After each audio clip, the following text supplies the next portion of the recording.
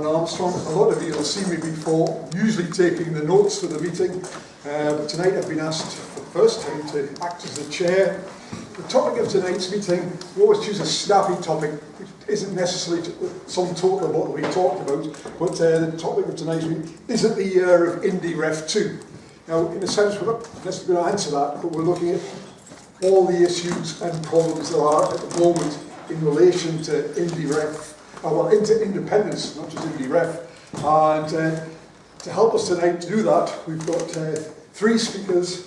We've got Maggie Chapman, co-convener of the Scottish Greens, and we have Jonathan Shafi, a founder member of RIC, and we have Alba Crespi, the coordinator of Scotia Catalunya, because I think a lot of people will understand and will feed into tonight's meeting that what's happening in Catalonia at this very moment, or in Spain and Madrid at this very moment, has a big bearing on the future of independence in Scotland. So as well as bringing Alba along in an act of solidarity, and Rick has been at most of these events, we want to feed that into the discussion tonight. So, without further ado, I'm going to ask Maggie to kick off for us tonight. Thank you, Maggie. Thank you very much, and good evening, everyone. Thank you very much for inviting me to be part of your discussion again this evening. It's great to be here, and I suppose just a couple of caveats before I start. I'm not going to make any reference to what Alba's going to talk about, because I'm not qualified to do that, so I'm going to focus pretty much entirely on Scotland and the UK. And I suppose the second caveat, which is not that unusual for politicians, but I hope those of you who know me will take it that it is unusual for me. I'm not actually going to answer the question. I do usually try to, but I'm not going to tonight, because for me the question isn't so much, is this the year for the next IndyRef? For me, the question is more about what do we have to do this year to make this the year, or to be ready whenever. That to me is, in some ways, for the movement, a more important question. And there are other reasons as well. It's not that it's just too difficult to know whether this is the year or not. And it's certainly not because we are incompetent or indecisive. I think Theresa May has that covered.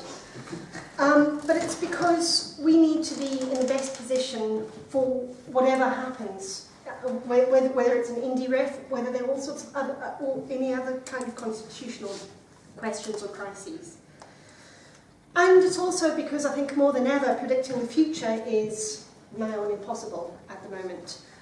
We don't know. We just don't know what's going to happen. We can guess, we can come up with a list of options, and then someone in Westminster goes and says something stupid and the whole thing changes. So who knows? We really don't know about that. But what we do know is we need a decisive shift in the polls about independence. With a 60%, with a poll of about 60% in favour of independence, our position to demand an independence referendum improves enormously. But getting there is much easier to set as a goal than it is to achieve in practice. So what is it that we have to do? And I think we need to be aware of where we are in our political context. The British state is in deep crisis. We can see that everywhere we look. We don't need to go into that. We don't need to keep justifying that, but it's clear. Brexit is just one of many, it's the most obvious, but it's one of many examples of an utter inability to govern, never mind understand democracy, never mind understand actually anything about how we think politics should work. So we're in a state of flux. Brexit, in some ways, the European referendum was the last-ditch gamble by the British elite to try and hold things together. But instead, things are falling apart. So it's possible that Brexit won't happen. I hope that's the case. I think that would be a good thing. But it throws up a whole series of problems if it doesn't. We will have an electorate, maybe not a Scottish electorate, but an electorate within the UK that feels betrayed. And therefore, that betrayal will be of importance because the English electorate are really the only electorate that matter to Westminster, as we know. There's also the chance of the strengthening of the far right. We've already seen it strengthened and its resolve consolidated, but I think that could become much stronger. And we may even see the formation or a coalescing of a new far right party. If Brexit does happen, we are likely to see an immediate crisis because it will happen on Tory terms, and we know what the Tories do to economies. Big cuts in public spending, increasing authoritarianism of the state, and rising taxes for lower wage earners. So regardless, in some ways, regardless of what happens with Brexit, we've got a hell of a lot of work to do. And I think we need to do that work in spite of everything else that's going on around us. Our job has to be to show that independence is a real and viable alternative to this mess.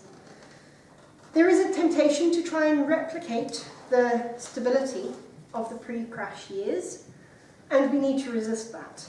We need to reimagine what it means to be a country, and what kind of country we want to be. And that last point is important, because that's the key. That's what we need to know, is how to persuade others that this new country is possible. Thinking back to 2014, I think what appealed to a lot of people about the independence movement was that what brought people to yes was the presentation of a clear and positive vision of a new country, led very, very clearly, I think, by the Radical Independence campaign Scotland-wide. That's why it's really important we focus on developments that that many of us have been talking about for a long time, but things that we know will transform our society, things like a national investment bank. These are the kinds of things that will help people be convinced that it's not just separatism that what we're up to, it's not just isolationism, well, it's not isolationism at all. This really is a life raft from the chaos of post-Brexit, or not Brexit, Britain. And we're really well on the way to achieving some of this. It's clear that even unionists think the Scottish Government is the leading authority in Scotland now. They didn't always think that. They thought power still should reside in Westminster. And that's why they are prepared to do daft things, like we saw in the 2017 general election, lending Lib Dems their votes. And we all know where that ends us. We know where any of us really want to be. So how is it that we appeal to those who we want to switch to yes? I think the most important thing for all of us to remember is that we need to avoid adversity and adversarial tone. Arguing on Twitter is immensely satisfying. I know. I try not to do it, but I get roped in every now and again. But it's walking right into the trap set for us by unionists who want politics to be dirty, aggressive, about fighting with each other, and that makes the whole thing unpleasant and undesirable. It's not fair that they can make that happen by lowering the tone of debate themselves, but that is the reality, and we have to guard against that. We also need to be aware that in 2014, it seemed to many, not all, but to many, totally reasonable that the status quo was okay. It's clear that nobody thinks that now. So that's got to be our message. Corbyn isn't delivering what people thought he might at Westminster. People are increasingly aware of the problems of our economic system, and that means we have to hone our message of mass appeal to our proposition of independence. And I'm pleased that there's now consensus in Scotland around there being a Scottish currency rather than sterlingisation that allows us the freedom to do so much more to sort our own economy out. But we need real and serious proposals on areas like industrial strategy and some of the more interesting ideas that gained currency, pardon the pun, during the campaign in 2014 were things like citizens' income. We also need to start putting these messages out to people in positive ways and in different ways. One of the major flaws of the period just before that election in 2017, general election in 2017 that was never supposed to happen, was that pro-Indy politicians were saying that we should have another referendum because it's our right to have another referendum. Now that might be correct, It might be our right, but it's not just it being our right isn't going to convince anyone who disagrees with us. And that's why we saw so many Tories elected, I think. We shouldn't have another referendum on independence just because it is our right to have one. We should have another referendum because every day spent under Westminster rule is a day wasted. And that's the message we need to get across. We know that we want a new positive start for a new positive country, so we must act as if we are living in the early days of that better nation. We also know that this movement, our movement, is what matters. Movement politics is how we will not only win our independence, but win the kind of independence we want, a truly democratic Scotland that is free from nuclear weapons, open to the world and welcoming to all, and with an economy that puts people before profit. And we know that to get there, we need to reach people who may never have had a positive or any kind of engagement with politics ever before. People who feel like politics has nothing to say to them. People who feel like politics has forgotten all about them. People whose only experience of politics are those shouting arguments on Twitter and on the telly. So we as a movement need to be organised. We need a clear and systematic way of building our conversations with the right people. We need to do the groundwork that allows us to be organised. We don't necessarily know when the next referendum will be. We don't have a date. We don't know how Brexit is going to, what Brexit is actually going to do, how it's going to affect things. But that doesn't mean to say that we've not got quite a lot of work to be doing now. And so we need to be taking the time now that we've got to make sure we understand our local areas, our communities, our areas of interest, and the people that we engage with in different ways in life. So we know exactly what we need to do and how and where we have to be doing it.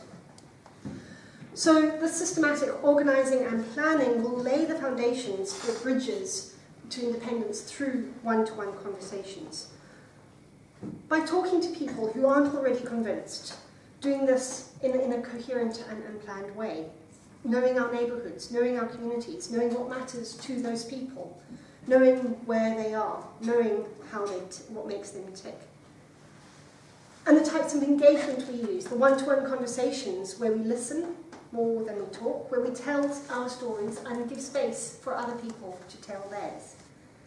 It won't be politicians arguing on the telly that wins the next referendum, nor celebrities in glossy magazines. It will be us, having those conversations in pubs, at work, at home, at the shops, at the bus stop, in our communities. Those are the conversations that will matter, about the ideas and how they relate to our everyday lives and other people's everyday lives. So we need to create spaces for these conversations. And we need to make sure that we have those spaces to get these simple local messages that matter out to people, matter to every voter in Scotland. And we need to make sure that those messages mean something to them. So it's not about one message for everybody. We need to understand different communities of interest. In order to do that, all of that, we need to understand the power structures, networks and hierarchies that already exist in our local areas and how we can tap into them. I think most political organising is done around the political structures of wards, constituencies, polling districts, that kind of thing. And that doesn't really work. We know this, and so we've got to get better and grow our ability to organise in different ways. Organising from communities, organising around questions of where are you from, what matters to you. So where we live, work, play and study, those are the areas we need to be focusing on. So how will we win our independence? How do we get to that 60% in the polls? Positive, being positive, by not only talking to ourselves, by talking to people who might actually be quite uncomfortable to talk to. We must stop arguing so much with others on social media, and certainly stop any arguments in the vacuum chambers. And stop arguing with entrenched campaigners on the other side. We're never going to convince them. They aren't our target. The target are the undecided sitting in the middle of the range of voters. In these conversations we have to paint a positive picture of our new country, a country that is open and outward-looking, a country that puts peacemaking and peace-building at the heart of everything it does, and a country that is built on the principles of social and economic justice and equality. And I know this is possible, and I know that a lot of you are already doing a lot of this already, and I look forward to joining you in that work over the coming months. Thank you.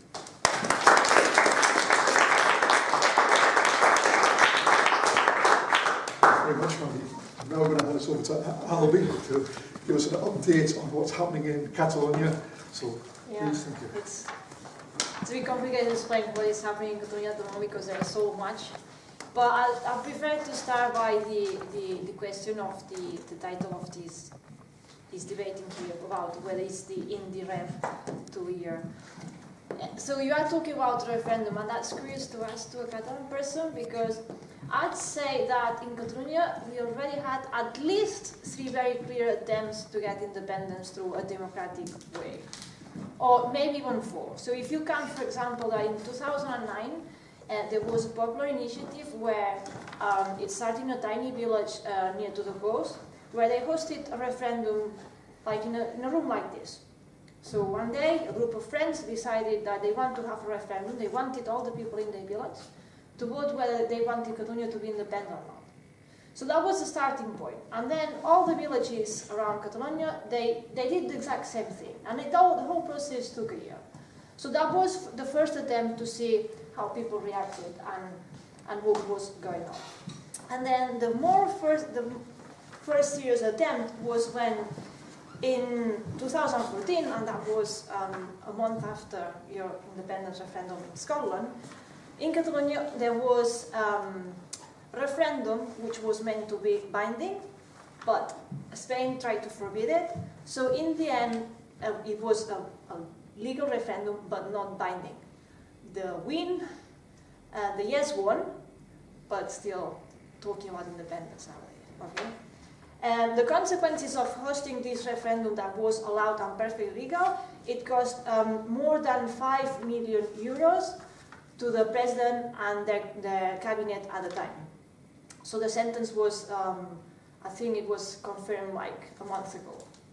So it's just the price to host democratic votes. The next attempt we had is like, okay, so if it's impossible to have a referendum, as it proved to be, so why don't we have elections?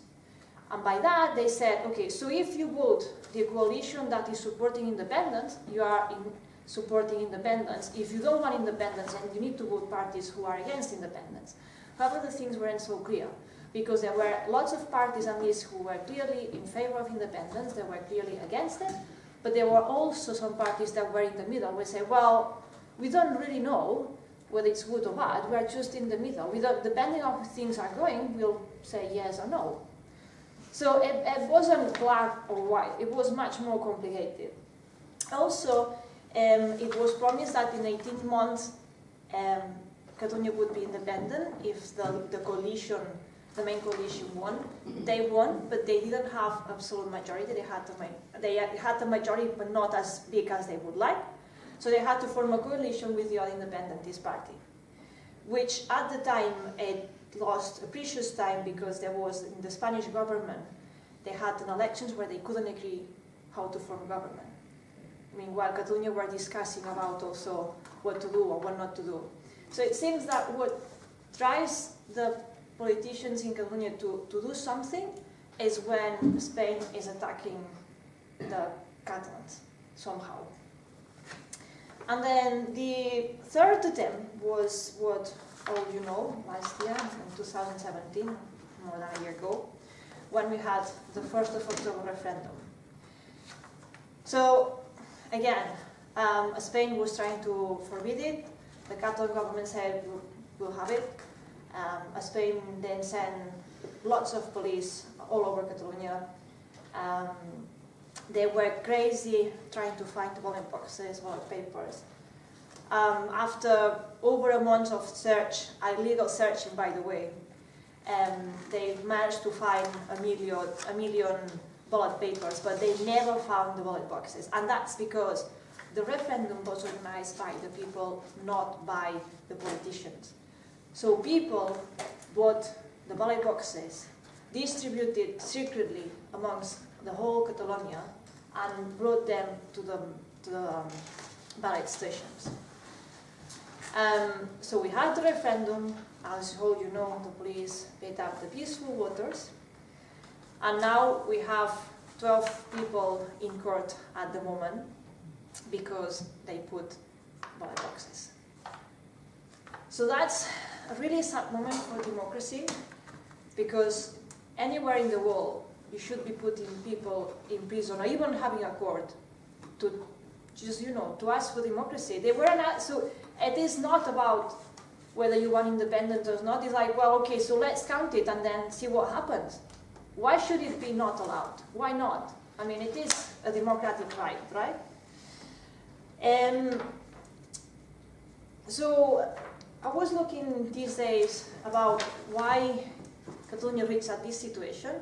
So you need to think in 2006, there was a new document that was defining the relationship between Catalonia and Spain.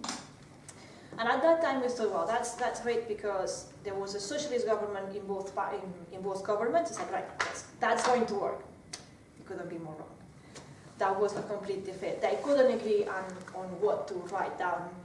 And finally, there was some sort of agreement that didn't satisfy everyone, but it was more or less fine. And then in 2010, the Constitutional Court declared unconstitutional many articles. But you need to think that most of them were exact copies, literal copies, from the previous document.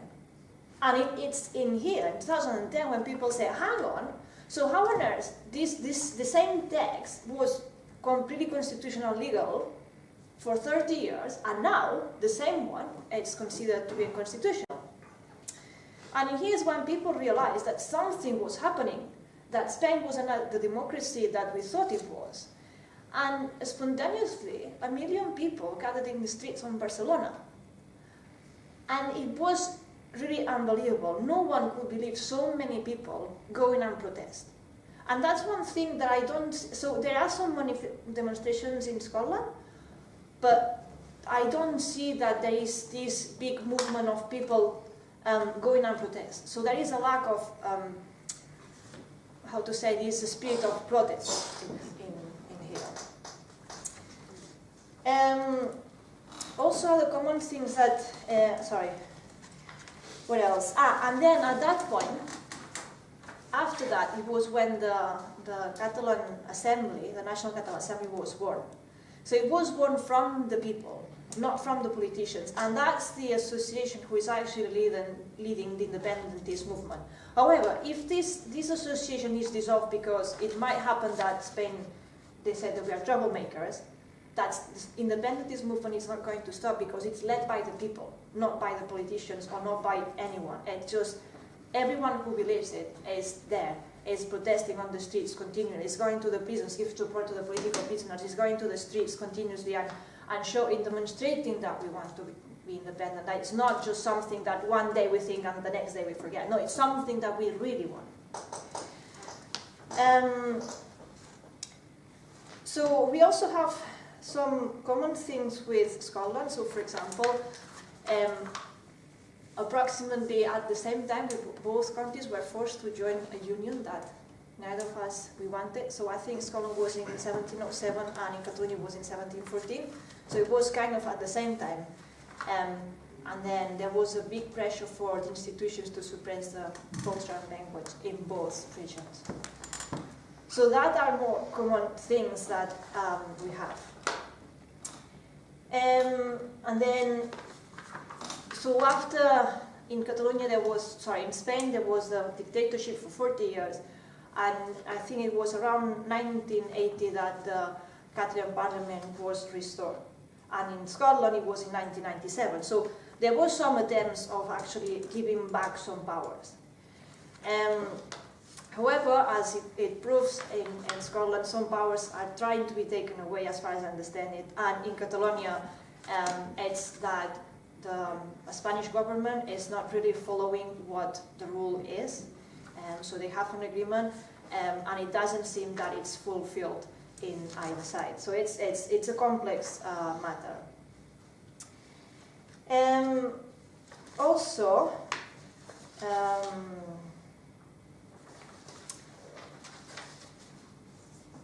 so you need to think about if Scotland has a referendum. As I said, in Catalonia there were at least 3 attempts.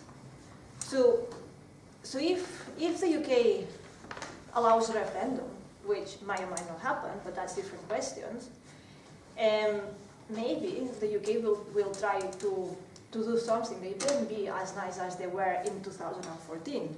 You need to think about what are the possible outcomes of when Scotland is asking for a referendum. Because as it happened with the Brexit, now they can easily say, well, that in the end having a referendum is a stupid idea. They might well do that, or might not, who knows. But you need to think of, if you ask for a referendum and then the UK says no, what are you going to do? Are you going to take the streets? Are you going to protest? How are you going to do it? Or are you going to do something else? But you need to be ready for that moment, because when it happens, you need to take the momentum, because this momentum, it's just one, and you cannot lose it. In Catalonia, that happened many times. However, in Catalonia, we had one thing, which is called the Spanish state. And every time the Spanish state is declaring constitutional popular law, like against energetic poverty, or like attacking the schools that trying to say, well, you shouldn't really be allowed to talk in Catalan, you should have more hours in Spanish. Things like that. It's attacking the culture, the language, and the things that people feel that it belongs to us, is then when the independentist movement grows, and exponentially. So, as Maggie, I was listening to you, and I'm sorry, in Catalonia, what he did, so it is very good idea that you need to talk to the people and convince them. But in Catalonia, what it worked, it wasn't to be nice to them. What it worked is the Spanish state acting against that. And it's when the independentist movement went from 14% support to over 50% support. And that's one thing that there is some action and reaction, and maybe there is a lack of these things in the relationship between Scotland and UK. I don't know. I'm just pointing out that you should think about it. You know it.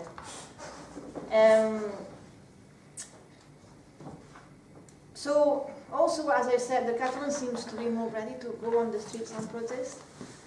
In here, you know, it is a bit more difficult. But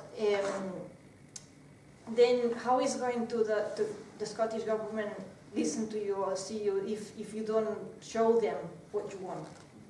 You need to show it to them somehow. And if you believe that you have the right to be independent, you shouldn't always be listening to what the state government says. Just to have a thing. But imagine for a second that the UK allows a referendum, and imagine that the result is yes. You need to think about the reaction of the UK government. I don't think they'll be nice. It's hard to imagine that the UK government, in the event of a yes result of this Scottish independence referendum, will say, "Oh, there you go." I mean, it is hard. So you need to be ready, because especially after this Brexit campaign, the Brexit referendum, there was a strong fear campaign against Brexit, and that turned people more against Brexit than before. So you need to be ready for if yes wins, eventual referendum. That might happen as well, and you need to be ready for that.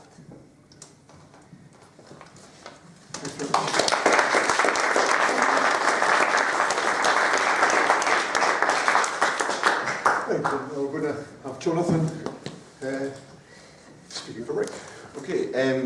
Thanks for the invitation to speak. Thanks for coming along. I want to. I guess to sketch out a few, I think, what are key points about the political situation, and in particular the key questions that face the independence movement. Some of it will be provocative, hopefully, because I think that given the political paralysis which is currently gripping Scottish political life, then we need provocations to come in order to move the situation forward. I'm going to start with the crisis of the British state, because I think this has huge consequences for the notion of independence. It has had a huge impact on the nature and the thinking and the attitude of the SNP leadership, and it's going to be a crisis which is going to continue for some time to come. There's no immediate or even medium-term resolution on the horizon. What makes this crisis different when it comes to the British state? What makes it different from, say, the general strike of 1926, when there was the army and others mobilised, the state mobilised against the working class, where strikers didn't just go on strike, they burned and demolished their workplaces and buses and trains and so on? What makes it different from the poll tax, where there were huge riots on the street, which pushed back a key plank of Tory policy, which eventually led to the downfall of Thatcher, or any number of other flashpoints? Well, what makes it different is that this crisis doesn't have the ideological unity behind the British state and behind the British class, ruling class, which it did in all these other examples. In all these other examples, the British ruling class are united ideologically and united organisationally. They have an organising principle around which they can galvanise together to oppose the insurgent movements that are in opposition to their order. And this is different. It's different because if you look at what's happening with Brexit just now, there is no majority in the Commons for any particular course of action. There may be a majority emerging to extend Article 50, but what it's doing to the British state cannot be underestimated.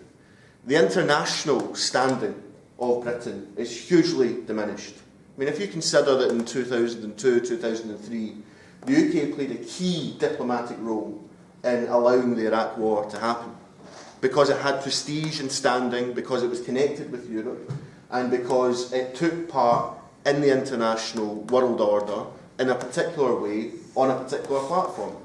Now that's wholly diminished. That's important. What else can we say? That there is no strategy that is galvanising a hegemonic position in the British state for where British capitalism now goes.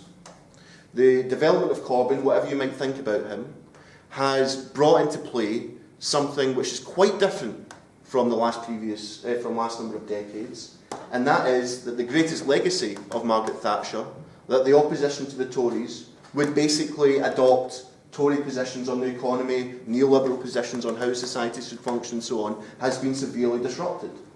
Had there been a Blairite in charge of the Labour Party right now, the crisis in the British state would be far, far less, because they would have had a party that they could rely on to push a big business agenda and a pro-Remain agenda.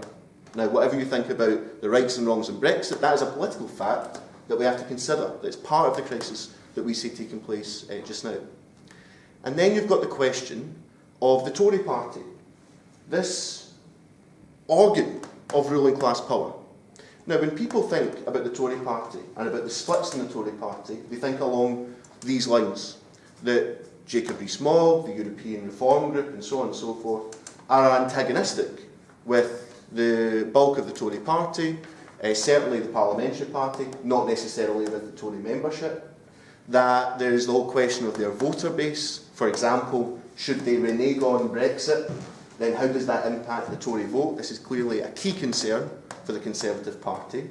But there's one other element that we have to tack onto this, which is that the Conservative Party itself has become divergent from things like the CBI, has become divergent from the City and other financial institutions, because they are attempting to push through some form of Brexit.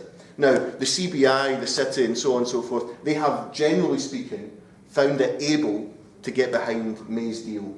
But May's deal was politically unpalatable for a large section of the Tory membership and for a large section of the Tory electorate. And therefore we have something which isn't going to come to an end easily, and which I think is going to intensify. Now there is a talk about a second referendum on Europe. And I oppose a second referendum on this, but I don't want to get into that argument. I simply want to say this, that those who think that this will break the impasse, those who think that it will de-escalate the chaos gripping the British state and society across England are wrong. This will escalate the situation, because it will, imagine the political atmosphere during that kind of referendum. What will the result be? Let's say that Remain win by a margin of, say, 5 or 6%. Does that hold legitimacy? Let's say Leave win again. Does that mean that we must then go for a hard Brexit? Now, again, whatever your position on Brexit is, these are all things that we have to consider. Let's come to Scotland. Because while this is going on, what is Scotland doing? What is the SNP doing? See, I think this has had a huge impact. Brexit, and not just Brexit actually, the development of Trump, the development of radical right-wing populism across Europe and so on, I think it's had a very particular impact on the thinking of people like Nicola Sturgeon. What we have is someone who is at the head of what is ostensibly a nationalist populist movement which expresses itself through 100,000 people in the street waving solitaires and so on and so forth. But she opposes nationalism and she opposes populism. She opposes these two things in particular, given the context of the rise of economic nationalism being adopted by the radical right through Trump and Brexit and so on. And when she thinks about her standing amongst her international peers, amongst her European partners and so on, she doesn't want to, at this point in time, find herself at the top of a movement with hundreds of thousands of people in the streets that you talked about, with saltires trying to dismantle the British state. This is a key contradiction that exists. And what we have now is that the movement on the streets of the demonstrations, the people in the SNP branches, lots of those in yes groups, are well ahead now of the SNP leadership. These people actually understand that when the opposition is in utter disarray, then now is the time to be pressing forward on the independence front. Now, if you look at the last couple of years, the SNP has spent almost all of its time on the media, through its output on social media and elsewhere, arguing against Brexit. That's fine. Understand the position. Scotland voted to remain in the European Union. However, it has not done enough to raise or to elevate the question of independence throughout the whole process. What should have been happening, and by the way, this isn't just me saying this in hindsight, this was always obvious, and many people understood this, people in Commonweal, people in other think tanks, the Greens as well have had things to say about this, that over the last couple of years, we should have had a plan in place that was bedding down the following things in the public mind. That we will argue for an independent currency. Why? Because we want full control over the economy.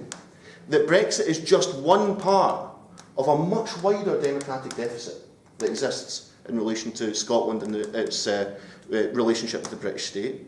And that it should have been calling for mobilisations. Calling for mobilisations. Now, if you consider the following, that the biggest expression, and by the way, the only thing that I think is keeping the independence movement alive in many ways, at least in the public mind, these big demonstrations that we've seen in the streets, Sturgeon has been very reticent to welcome them. The SNP has no interest in backing them officially or building them. I understand why, there's electoral reasons why and so on, but actually an energised base on that scale is important. And it's important precisely because of the reasons that have been pointed out in the previous speech, which is that if you call a referendum and a referendum is not granted, as we expect would be the case, then you need to, at that point, have the ability to mobilise in a different way, in a way that involves communities and workplaces and the streets. And that dislocation, that unwillingness to take part in that kind of politics from the SNP leadership is a real problem posed to the movement. I'm afraid it gets worse, though, for these reasons. What plan do we have at this present moment that we're working around, or at least that's been put out from the SNP? It's the Growth Commission. Now, before anyone says the Growth Commission is not party policy, let me just say this. There is now, inside the SNP leadership, the following mentality, and it was outlined by Andrew Wilson's column in The National recently. Andrew Wilson said, who's the author, by the way, of the Growth Commission, that he basically is for the softest form of independence. Now, as soon as you start introducing that into the discourse, the whole thing could end up burned to the ground, because that sets a particular dynamic in place. What does a soft independence look like? Well, if you go by the Growth Commission, it would mean, in my opinion, that we wouldn't have our own currency, therefore not having the ability to control all the economic levers that we need to, for at least 15 years. But actually, my personal view is I think it would be permanent. Because if you look at the 6 tests, there's never really going to come a point where that kind of leadership is going to turn around and deviate from the city and the big financial interests. Now, if we don't have control over our money, we don't have control over much. Let's look politically as well at what the Growth Commission advocates. When it talks about deficit discipline, when it talks about fiscal discipline, and so on and so forth, this is merely a reflection of essentially Osborne economics. Now, this has been, of course, opposed. You know, Nicola Sturgeon says, no, it doesn't say it's in favour of austerity and so on and so forth. But if you read the detail, what they're trying to do is to align the Growth Commission and thereby the SNP with the dominant and prevailing interests and orthodoxies which independence was meant to break from. And if you do that, you lose the energy of the independence movement. You lose the capacity to mobilise on the basis that we are fighting for something different. One other thing just about the Growth Commission is that, you know, some of it doesn't actually make sense even on its own terms. So, for example, if you want to sterlingise with a country that's outside of the European Union, not have your own central bank, that's an obstacle. I'm not saying it's a barrier that can't be overcome, but it's certainly an obstacle to joining the European Union. So there are contradictions inherent in that document which have to be discussed and so on. Now, Andrew Wilson has referred to anyone who opposes this as a Marxist fringe. You know, fair enough, I am a Marxist, I am probably on the fringe, so on and so forth, although I'm losing my fringe over time. But let's be clear, John Cherry's not. You know, a whole bulk of SNP activists and members and supporters who oppose the Growth Commission wouldn't refer to themselves as, unfortunately, Marxist revolutionaries. But this kind of debate is not of the quality that we would demand or expect when you consider how much time and effort people have put into the movement. You know, we have to defeat the Growth Commission. As far as I'm concerned, the Growth Commission, if it does become SNP policy, independence, in my opinion, is basically over. It's over basically for 2 reasons. So even if you win a yes vote, Andrew Wilson has already said the negotiated position will be the Growth Commission. That means that we're walking up to the British state saying you can have control over the economy, you know, we will be in line with all your orthodoxies and so on and so forth. I think, by the way, naively, they think that this will lead to some kind of peaceable separation over a longer period of time. That is not how the British state works. And by the way, if they reclaim control, even a modicum of control over the situation, they get rid of Corbyn, they manage to avoid Brexit, they will be saying to themselves, never again will we allow any kind of disruption, anywhere approaching the kind of disruption that we've had over the previous years. So, you know, we actually have to gear up for a fight here. But the problem is, the SNP leadership believe the opposite. They believe that we have to appease our way towards independence. It won't work. So this, I think, is now what's at play. And therefore, the first and most important task, I think, for the long-term interests of the independence movement, whether or not there's a referendum now or in 5 or 10 years, but for the long-term interests of the independence movement, we have to defeat the Growth Commission. Now, at the SNP conference that's coming up, there may well be a motion that's put forward in favour of the Growth Commission. We need to have a campaign around that. By the way, that campaign will not just be for SNP members. That campaign will be for everyone who has an interest in seeing an independent Scotland. And therefore, we have to organise on the broadest possible basis to organise and oppose the Growth Commission, both intellectually and practically. So intellectually, by putting forward other proposals. At Commonweal, we have a proposal for an alternative currency timeline. Okay, you don't have to agree with that, but at least work's being done there. And that's important. And practically, we need to make sure that the votes in the room in the SNP conference go against the Growth Commission. Because as soon as that's adopted as policy, what are you fighting for? Seriously, like, this is a real question. This is like the soul of the independence movement. And I want to just kind of come towards the end now by just reflecting on how that compares to 2014. A lot of people say, look, we can't repeat 2014 because at the end of the day we lost and we need to reach out to a new constituency. And actually I have a huge amount of sympathy with that. We can't just recreate 2014, not least because the political context is completely different. So you can't just, have a rerun of the kind of campaign that we ran then. However, there are elemental principles which I think are important. It has to be a change campaign. It has to be a campaign that's willing to show how we can change. And it has to be something that can actually inspire ordinary people to become involved in the campaign and to go out and to vote for yes. I don't think you'll get that with the Growth Commission.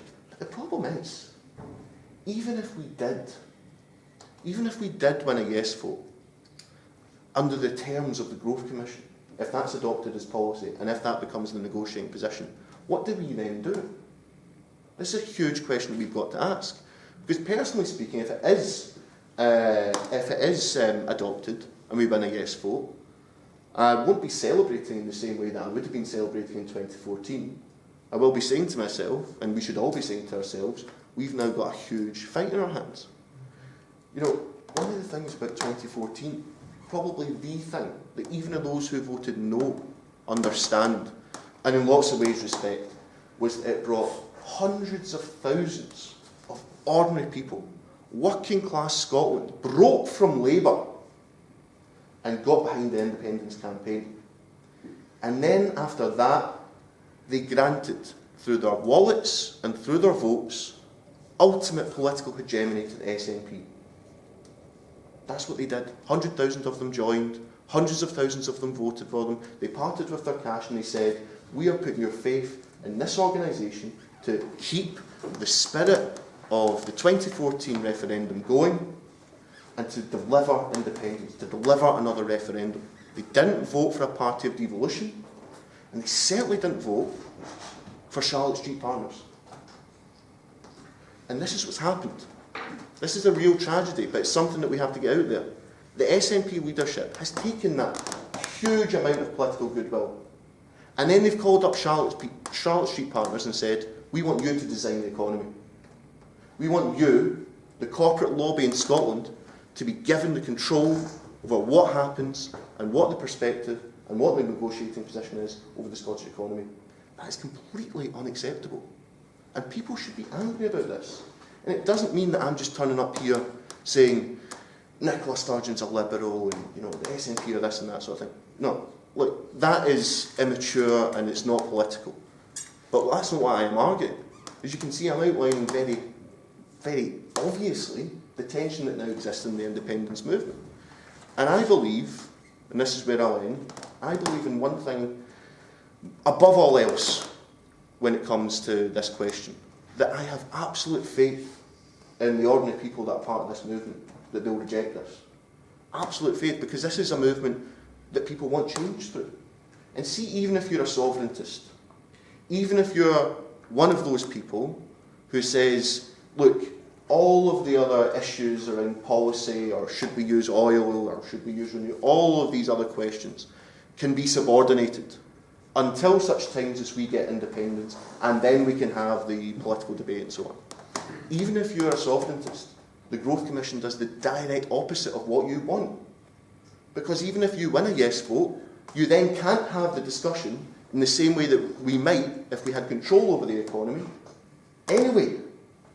And so there needs to be some kind of thought about how we express this, how we express our opposition to the Growth Commission, and how we push for a referendum. I've explained that I think the whole thing's in disarray. Now is actually the time that we should be pushing for a referendum, because now's the time you can get people out in the streets.